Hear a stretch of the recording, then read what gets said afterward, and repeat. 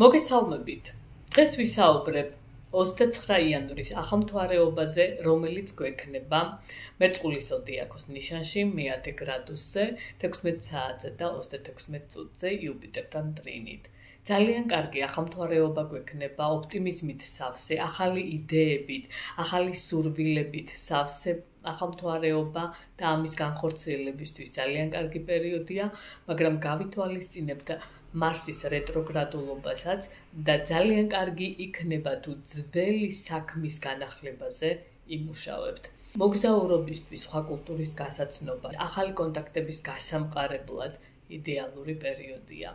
რაც შეეხება ზოდიაქოს ნიშნების ზოგად დახასიათებას, პირველ რიგში შევეხები ვერძის ზოდიაქოს ნიშანს. ვერძებისთვის შესანიშნავი ახალმთვარეობა იქნება თქვენი იდეების განსახორციელებლად. შესაძლებელია შემოვიდნენ აქ ადამიანები, რომელიც დახმარების ხელს გაგიწვდიან, გაიცნობთ ახალ მეგობრებს, თქვენი იდეების ჩამოსაყალიბებლად, მის განსახორციელებლად ძალიან კარგი პერიოდია. ითანამშრომლებთ ადამიანებთან, რომლებიც სამომავლო გეგმების განხორციელებაში დაგეხმარებიან. დროებისთვის რაც შეეხება, აქ თქვენ სამსახურეობრივ თემებს შეეხება, აქ მოერიდეთ დაპირისპირებას, კამაც, რადგან ემოციური ფონი თქვენთან ძალიან იზრდება, იყავით უფრო პრაქტიკულები, უფრო მიზანდასახულები, უფრო მომთმენები ამ პერიოდში, რომ თქვენი სამსახურეობრივი სიტუაცია თქვენ და სასიკეთოდ გადაწყდეს. ნუაყვებით კამაც, ნუაყვებით დაპირისპირებას განსაკუთრებით უფროსებთან, ასევე თანამშრომლებთან. ტყუპებისთვის ძალიან კარგი პერიოდია მოგზაურობისთვის, სწავლის განახლებისთვის, ახალი ადამიანების გასაცნობად. შესაძლოა საინტერესო ადამიანები შემოვიდნენ თქვენთან და შეგიცვალონ სოფლ მხედველობა. კითხვებისთვის თქვენს ფინანსურ საკითხებს შეეხება, როგორიც არის ბანკები, ვალები, აქ ექსტრემალურ გადაწყვეტილებებს არ გირჩევთ, ყავით უფრო დაფიქრებულები, რადგან შეცდომები არ დაუშვათ.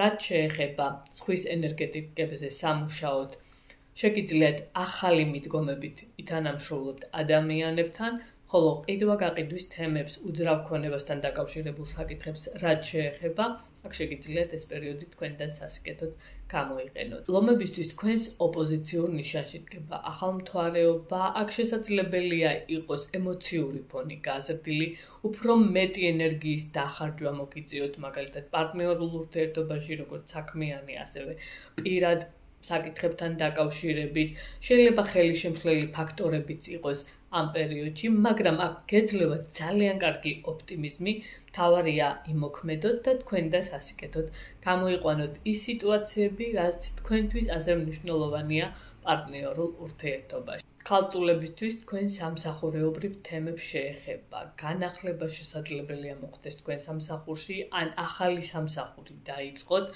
ასევე განახლებები მოხდეს თქვენს საყოფაცხოვრებო, თქვენს ყოველდღიურ საკითხებში, აი რუტინული თემებიდან შესაძლებელია გამოხვიდეთ და უფრო აქტიური გახდეთ, რადგან აქ გაძლევთ იუპიტერი ცოტა ენერგიულობას. სადაც საყურადღებო იქნება, ეს იქნება ჯანმრთელობის საკითხები, მაგრამ აქაც შეგიძლიათ შემოიტანოთ სიახლეები იმ კუთხით, რომ დაიწყეთ სწორი კვება, ვარჯიში, იოგა და ჯანსაღი წესი შემოიტანეთ თქვენს ცხოვრებაში. სასწორებისთვის თქვენთან შესაძლებელია იყოს ახალი სასიყვარულო ურთიერთობების დაწყება, ან ძველის განახლება, ასევე ზოგთან ორსულობა ან შვილის შეძენა.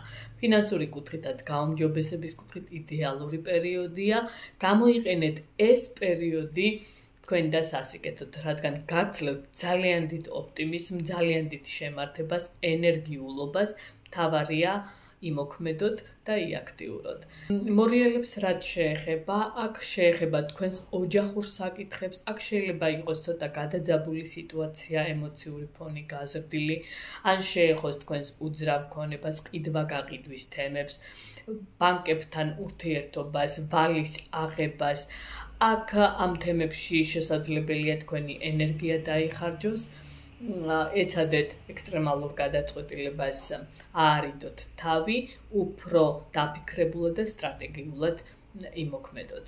მშვილდოსნებისთვის ძალიან კარგი პერიოდია, ახალი ადამიანების გასაცნობად, კონტაქტების გასამყარებლად, სწავლისთვის, მოგზაურობისთვის, ასევე სავაჭრო კუთხით, ვინც ხართ ჩართული საბუთებთან დაკავშირებული საკითხები თუ არის თქვენთან აქტუალური, გამოიყენეთ ეს პერიოდი, იმიტომ რომ ძალიან კარგ შესაძლებლობებს და შანსებს მოგცემთ.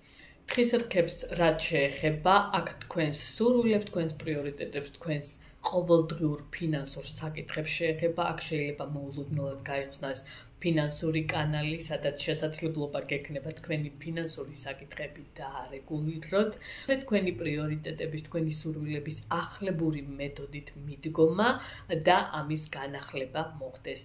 ამიტომ გამოიყენოთ ეს პერიოდი თქვენ და სასიკეთოდ. მერწყულებისთვის მოგინდებათ თქვენი თავის ახალი ვერსია ჩამოაყალიბოთ. განახლება შემოიტანოთ, იმიჯი შეიცვალოთ, ასევე ურთიერთობებში განახლებები მოგინდეთ, განთავისუფლება იმ ურთიერთობებისგან, რომელიც ხელს გიშლიდათ. აქ განახლების შეტანა მოგინდეთ ყველა დონის ურთიერთობებში. საჯარო საქმით ვინც ხართ დაინტერესებული, თქვენთვის ძალიან კარგი პერიოდია, აქტიურად შეიძლება აქ გამოჩნდეთ კიდევაც. თავზებისთვის თქვენთან მე-12 სახლში ხდება ახალმთვარეობა. თქვენი დაბადების წინა პერიოდია და ამიტომ აქ იმუნიტეტი არის თქვენთან დაბალი. აუცილებლად გაუფრთხილდით ჯანმრთელობას, რადგან აქ ჯანმრთელობის გაუარესების ალბათობები ძალიან მაღალია, ემოციური ფონი არის გაზრდილი. ეცადეთ მშვიდად გაიაროთ ეს პერიოდი, უფრო მეტად გამოიყენოთ ეს პერიოდი გადაფასებისთვის, დაფიქრებისთვის, თქვენი შინაგანი მეს განსაკურნებლად. ძალიან კარგი იქნება ამ პერიოდში მედიტაციები, იოგა, ლოცვები და ასევე მშვიდი გარემო. წარმატებები მინდა ყველას გისურვებთ.